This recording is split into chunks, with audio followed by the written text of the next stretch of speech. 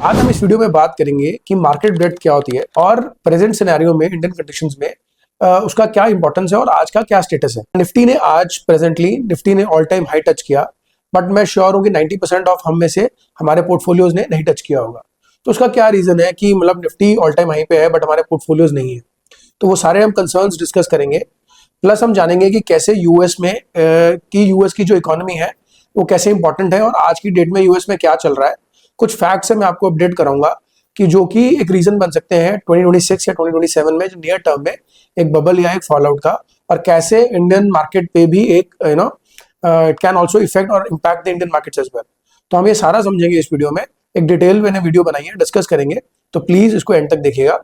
और हमारा एक टेलीग्राम चैनल भी है, उसमें भी हम रियल टाइम अपडेट्स देते रहते हैं, तो please subscribe, it is free of cost. तो friends, let's start the video. तो अगर मैं पहले मार्केट ब्रेड्थ की बात करूं, what is a market breadth? Market breadth refers to how many stocks and which stocks are participating in a market move rather than just looking at the headline index। यानी कि कितने stocks और कौन से stocks market को move कर रहे हैं, ना कि खाली जो हेडलाइन इंडेक्स है जैसे कि निफ्टी या Sensex. So when an index is up but only a few stocks are doing the heavy lifting, that suggest narrow leadership at potentially higher risk of reversal. यानी कि जब कुछ ही स्टॉक्स हेवी लिफ्टिंग कर रहे हैं या कुछ ही स्टॉक्स ही मार्केट को मूव कर रहे हैं, इसका मतलब कहीं ना कहीं मार्केट ब्रेड्थ नैरो है and there can be a sign of reversal.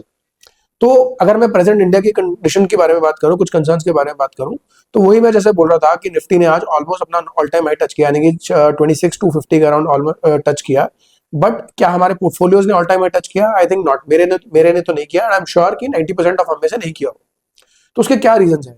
सबसे पहले हम समझते हैं कि प्रेजेंट मार्केट ब्रेड्थ जो इंडियन कंडीशंस में क्या है। अगर हम मार्केट ब्रेड्थ को समझे तो अगर जो स्टॉक्स हैं अपने 50 डे मूविंग एवरेज के ऊपर कितने परसेंट है, तो about only 45% of stocks are above their 50 day moving average in the Indian stock universe. Similarly अगर मैं 200 डे मूविंग एवरेज की बात करूं, only 45 to 50% of the stocks are above their 200 day moving average. यानी कि जो मूवमेंट आई है Nifty में वो खाली कुछ सेक्टर्स या स्टॉक्स की वजह से आई है, ना कि ओवरऑल मार्केट की वजह से। तो ये भी एक कंसर्न है जो कि हमें समझना चाहिए कि मार्केट यहाँ पे ब्रॉड बेस्ड नहीं है। जो रैली है वो ब्रॉड बेस्ड नहीं है, it is just because of few sectors. एक और फैक्ट बताता हूं, about 60% of the stocks in the Indian market are still below their 20% below their all time highs. यानी कि despite Nifty being at all time high, 60% stocks अभी भी अपने all time high से बहुत दूर है। So this is also a very big concern कि कहीं ना कहीं मार्केट में केवल कुछ सेक्टर्स ही हैं जो मार्केट को लीड कर रहे हैं। यानी कि ओवरऑल इकोनॉमी उतनी जो मार्केट की जो निफ्टी जो दर्शा रही है, overall economy is not that good. तो कहीं ना कहीं ये एक कंसर्न है जो हमें ध्यान में रखना है। सिमिलरली अगर हम माइक्रो स्मॉल कैप स्टॉक्स को देखें तो they are way above their lows but still way below their highs. यानी कि कहीं ना कहीं वो बीच में फंसे हुए हैं और there is being a time correction with them. तो कहीं ना कहीं कुछ स्टॉक्स में तो बहुत अच्छा प्राइस करेक्शन आया और वो ऑल टाइम हाई से बहुत दूर है। तो अगर हम इसको अगर हम एक चार्ट की तरह देखें, तो अगर मैं एक बहुत बेहतरीन चार्ट है जो मैं लगाता हूं, Nifty mid cap small cap जो फ्यू सिलेक्ट स्टॉक्स हैं, I divided by Nifty 500 stocks, Nifty 50 stocks sorry, and plotted on a graph. अगर आप देखेंगे जो जो निफ्टी 50 में अपमूव आया है, अगर मैं इसको कंपेयर करूं, this stock is falling below. यानी कि जो रैली है वो ब्रॉड बेस्ड नहीं है। जो रैली सिर्फ आई है वो निफ्टी 50 या कुछ लार्ज मिड कैप स्टॉक्स की वजह से ही आई है, whereas the overall market has not moved. So यही एक रीजन है कि आपका पोर्टफोलियो भी अभी भी अपने ऑल टाइम हाई पे नहीं है। So most of the money has been attracted by few large and good mid cap stocks only. So certain sectors जैसे जो मेरे दिमाग में आ रहे हैं, जैसे कि chemicals, fertilizers, auto a certain extent after the GST reforms, banking, microfinance sector, especially LTF, EB capital, ये stocks बहुत अच्छा रन दिया, बजाज फाइनेंस। तो केवल कुछ सेक्टर्स हैं जिन्होंने बहुत अच्छा प्ले किया है, but overall market momentum has been very weak. मतलब ओवरऑल जो स्टॉक्स हैं मिड कैप स्मॉल कैप के स्टॉक्स के, they are way below their all time highs. तो क्या ये जो मोमेंटम है, जो कंडीशंस है, ऐसे ही रहने वाला है? हम ये डिस्कस करते हैं कि 2026 में क्या होने वाला है। उससे पहले हम डिस्कस करेंगे कि ग्लोबली क्या चल रहा है। सबसे पहले बात करते हैं ग्लोबल में यूएस की। तो अगर मैं मार्केट कैप की बात करूं, you will be astonished to know that अगर मैं 100% ग्लोबल मार्केट कैप की बात करता हूं, 65% of the global market cap is owned by US companies. यानी कि यूएस ने 65% ऑफ द जो ग्लोबल मार्केट कैप है वो यूएस कंपनीज के पास है, और rest of the world just owns 35%, और India is very below that.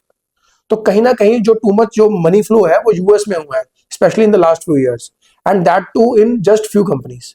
अगर हम अर्निंग्स की भी बात करें तो in US only 10% of the companies in US are giving 90% of the earnings. यानी कि जो मेजर जो बबल है वो या जो मेजर मनी फ्लो है वो केवल टॉप 10% कंपनीज में ही गया है यूएस के, और वही मेजर मार्केट कैप होल्ड करती है.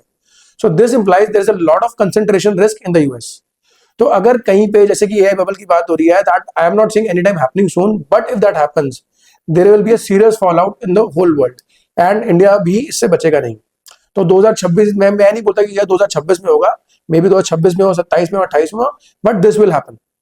आपने सुना भी होगा एक जो फेमस इन्वेस्टर है या जो ट्रेडर है Michael Burry, he short on Nvidia stocks, but he was also short on the subprime crisis में. 2006 में शॉर्ट हो गए थे, बट जो सबप्राइम क्राइसिस 2008 में आया था.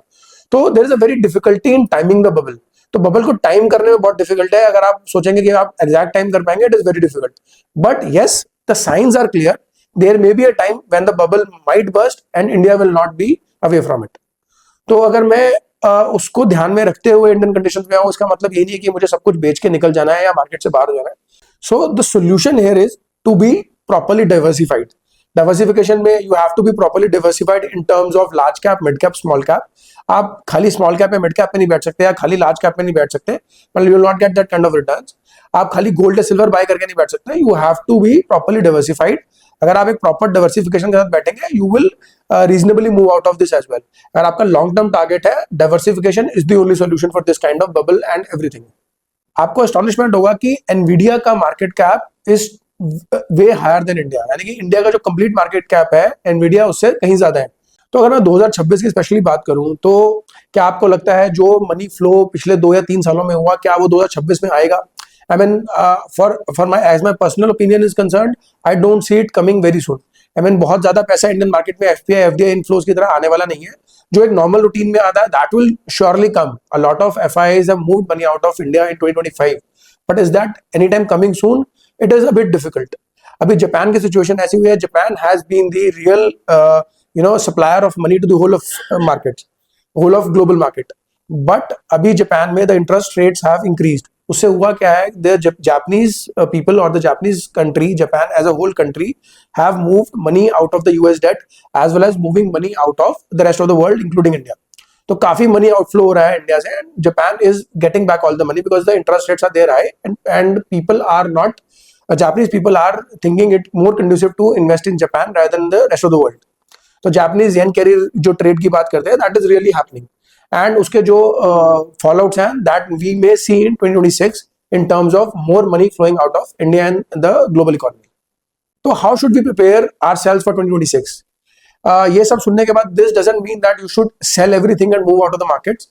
You have to stick with good names.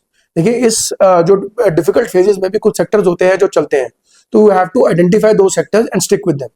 जो past results रहे हैं, market overall गिरती है, but there will be few sectors which will move up rapidly. तो आपको उन sectors के साथ ही रहना है, and maybe diversification is the solution. तो अगर आप diversified और strong sectors के साथ रहते हैं, तो you will be survive this fall if this happens. So for अगर मैं 2026 के बारे में मेरी अगर आपसे राय रहेगी, तो यही रहेगी कि I stick to the good sectors. Don't rush into stocks thinking the market is very good.